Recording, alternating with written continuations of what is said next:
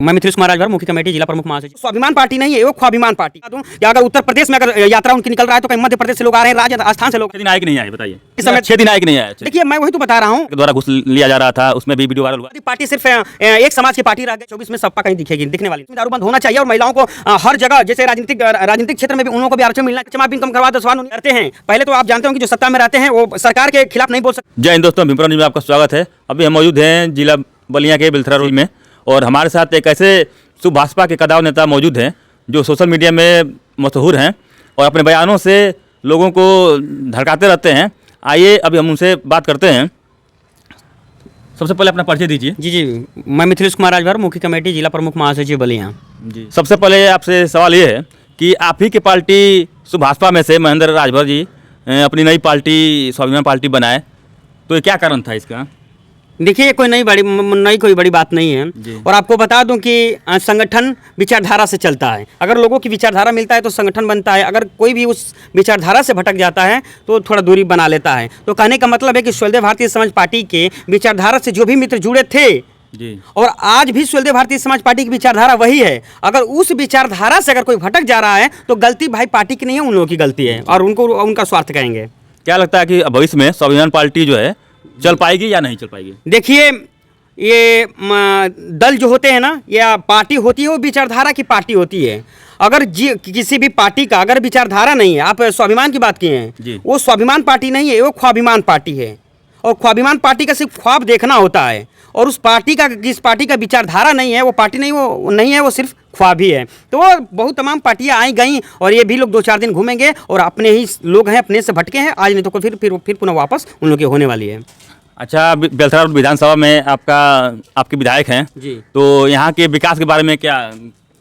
देखिए, अभी तो लगभग 1 साल होने को जा रहा है या हो भी गया है, लेकिन विकास कहा जाए तो हर ग्राम सभाओं में जो है कि बजट के हिसाब से दे दिया गया है। जो नाली का काम है, नाली खड़ंजा और जो भी इंटरलॉकिंग और जो भी पुलिया वगैरह जो भी बनाना है, हर ग्राम सभाओं में दे दिया गया है। और कहीं ना कहीं वो कार्य मात्र 20 से 25 दिन में पूरे मतलब जनता के सामने दिखने लगेगा।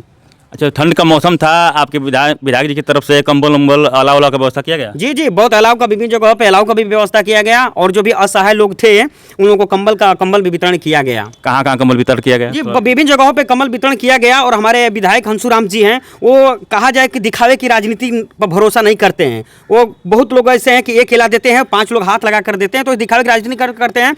और विधायक जी कुछ दिन तक वहाँ थे, क्या बोलते, लखनऊ थे, तो हमारे कार्यकर्ता हरिनाथ जी ये हैं, कुछ लोगों को जो है कि कंबल दिए हैं और कुछ लोग जो है कि वंचित रह गए हैं। तो विधायक जी अभी आए हैं, उनकी व्यवस्था भी किया जाएगा। कांग्रेस के राहुल गांधी के द्वारा भारत जोड़ो यात्रा की जा रही है, तो क्या इससे कुछ कांग्रेस का भला होने वाला है क्या? देखिए, कांग्रेस के भाई जो कहे जाने वाले हैं ये पूजी, जिसको लोग बोलते हैं राहुल गांधी, जो पूजी थे, वो जो है कि इस समय से हट कर ऊपर काम करना चाहते हैं, दिखाना चाहते हैं। तो वो जो है कि क्या बोलते हैं, कौन यात्रा निकाले हैं, वो भारत जोड़ो यात्रा निकाल रहे हैं। लेकिन देखिए, कहीं ना कहीं कुछ समर्थन मिल रहा है। लेकिन आपको बता दूं कि अगर उत्तर प्रदेश में अगर यात्रा उनकी निकल रहा है तो कहीं मध्य प्रदेश से लोग आ रहे हैं, राजस्थान से लोग आ रहे हैं, दूसरे राज्यों से आ रहे हैं। जी बिल्कुल, दूसरे राज्यों से आ रहे हैं।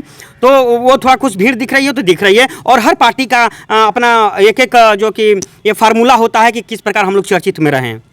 अच्छा बताइए, भाजपा का नारा रहा कि अच्छे दिन आएंगे, अच्छे दिन आएंगे। अच्छे दिन आए कि नहीं आए बताइए?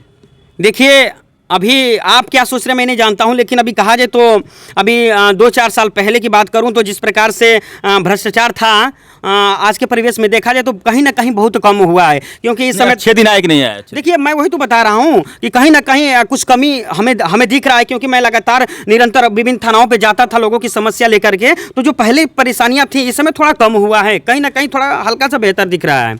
न गुंडाराज न भ्रष्टाचार भाजपा का नारा रहा, तो सुनने में तो आरोप ये भी लगते हैं कि बहुत भ्रष्टाचार अभी तहसील पे आपके पेशकार के द्वारा घुस लिया जा रहा था, उसमें भी वीडियो वायरल हुआ था। देखिए, अगर इसमें ये देखिए, किसी भी संगठन में विभिन्न बहुत कर्मचारी होते हैं। अगर एक कर्मचारी गलती करता है तो पूरे संगठन का गलती नहीं होता। वैसे ही कहीं ना कहीं अगर वर्तमान में सरकार में जो भी अधिकारी हैं कहीं गलती वो करें तो इसमें सरकार का कोई दोष नहीं है, उसे उनका सिर्फ व्यक्तिगत मामला है।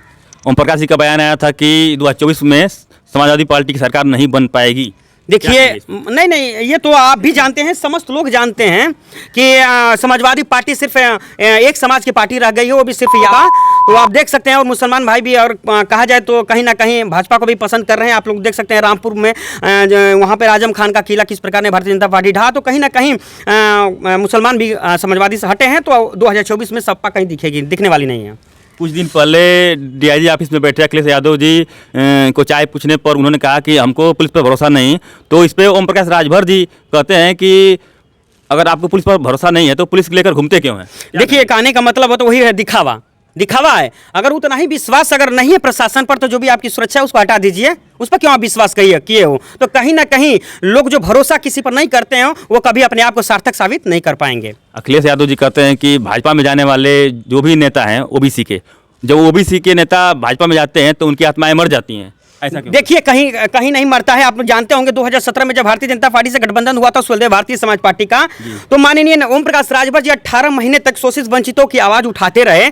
और कहा जाए कि पार्टी का, किसी भी पार्टी का जो कि विरोध नहीं होता है, विरोध होता है तो सिर्फ विचारों का विरोध होता है। तो उन्होंने पार्टी की जो भी नीतियाँ थी या उनके जो भी विचार थे उनका विरोध होता रहा। अंततः अब ये लगा कि इसमें हमारी बात नहीं सुनी जा रही है, तो उन्होंने इस्तीफा भी देने का काम किया, आप जानते होंगे। अखिलेश यादव जी का ये भी कहना है कि नौजवानों का भविष्य खराब हो रहा है भाजपा सरकार में, क्या कहेंगे? देखिए, आपको बता दूं सिकंदर जी, नौजवानों का भविष्य कब खराब हो रहा है ये बताइए। जब किसी के पास जब सत्ता होती है, पावर होता है, तो इन नौजवानों का याद नहीं आता है। उस समय जब भी आपकी सत्ता थी, क्या नौजवान देश में नहीं थे? तो ये सब अपना अपना जो है कि वर्चस्व स्थापित करने के लिए लोग इस प्रकार की बयानबाजी करते हैं। अच्छा, ये बताइए कि सपा से गठबंधन टूटा कैसे है आपका? देखिए आप बताइए, अभी हमारे संगठन में बहुत लोग हैं। अगर गठबंधन होता है, गठबंधन का मतलब होता है एक दूसरे का सहारा करना। आप देखे होंगे कि आजमगढ़ में हम लोगों ने, बलिया में, ये डॉक्टर हरनाथ राजभर जी, अजय राजभर जी, तमाम ऐसे युवा थे कि हम लोग आजमगढ़ जाने का प्रचार किए। तो वहाँ पे आजमगढ़ प्रचार किए, फिर भी हम लोगों ने वहाँ का चुनाव हार गया। अगर वही प्रेस वार्ता के माध्यम से माननीय ओम प्रकाश राजभर जी से आपके मीडिया बंधु ने पूछा, ये बताइए, आपने दावा कर रहे थे कि हम जो है कि आजमगढ़ के चुनाव जीत जाएंगे, तो माननीय ओम प्रकाश राजभर जी ने कहा कि मैं जीत तो जरूर जाता, मैंने अपने गठबंधन का पूरे ईमानदारी से अपना कर्तव्य का निर्वहन किया। लेकिन अगर थोड़ा सा चुकियां हुआ कि अगर अखिलेश यादव जी आ गए होते तो जो भी 5-6 हज़ार का जो भी गैपिंग था वो कहीं ना कहीं वो भर गया होता, तो कहीं ना कहीं भर गया होता। इसी बात को लेकर अखिलेश यादव जी को ये लगा कि ओम प्रकाश राजभर जी हमको क्या बोलते हैं, सुझाव दे रहे हैं, उनको अच्छा नहीं लगा, इसीलिए तर्क वितर्क होता रहा। अंततः हम लोग गठबंधन नहीं तोड़ना चाहते थे, लेकिन समाजवादी पार्टी के द्वारा एक लेटर जारी हो गया जिससे वो मतलब जाहिर होगा कि नहीं, वो गठबंधन नहीं चाहते हैं। अच्छा, ये बताइए 2024 के लोकसभा चुनाव में किसके साथ गठबंधन होगा आपका? देखिए, अभी गठबंधन का कोई भी अभी ये क्या बोलते हैं, बात नहीं चल रही है। सुलदेव भारतीय समाज पार्टी निरंतर प्रयास कर रही है धरातल पर, और धरातल पर जितने भी मतदाता होते हैं वही भगवान होते हैं। अगर मतदाता से किसी का भी अगर गठबंधन मतदाता से है, तो किसी भी दल से हमारे अनुसार गठबंधन करने की आवश्यकता नहीं पड़ेगी। आपकी पार्टी का मुद्दा क्या है आगे का? देखिए, हमारी पार्टी का मुद्दा जो कल था वो आज भी है।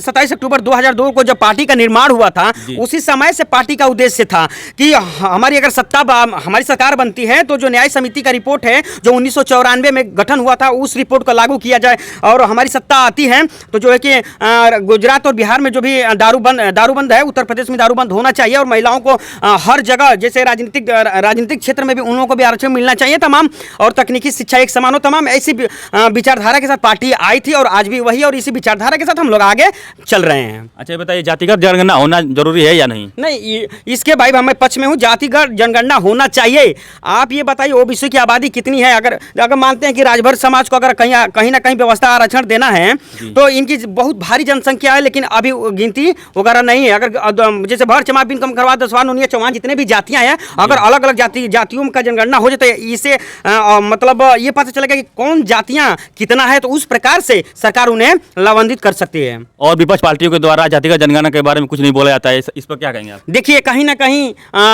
वो लोग कहीं ना कहीं डरते हैं। पहले तो आप जानते होंगे जो सत्ता में रहते हैं वो सरकार के खिलाफ नहीं बोल सकते हैं, जो सरकार कहेगी वही बोलते हैं, और जो विपक्ष में होते हैं, विपक्ष में जो समाज की बात करते हैं, जो समाज को आगे बढ़ाना चाहते हैं, वही समाज की बात करते हैं।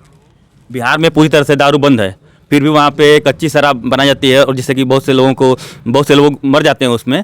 तो आपकी भी सरकार जो है, आपकी पार्टी है जो चाहती है कि उत्तर प्रदेश में दारू बंद हो जाए, फिर उसके बाद जो खामियाजा भुगतना पड़ेगा, क्या होगा उसका? देखिए, कहा जाए कि वहाँ बिहार में शराब बंद है, आप बता रहे बना रहे हैं, तो कहीं ना कहीं अगर बिहार में मिल रहा होगा दारू, मैं इसकी पुष्टि नहीं कर रहा हूँ, लेकिन खुलेआम तो नहीं हो रहा है। ये आप देखे होंगे कहीं चट्टी चौराहा पर 5 लोग बैठ गए, कहीं बार में बैठ गए 10 लोग, कहीं दुकान पे बैठ गए 10 लोग, कहीं ना कहीं ये सार्वजनिक स्थान पर बैठ कर दारू पी रहे हैं। इस चीज़ से तो हम पूरे लोगों को निजात मिलेगा।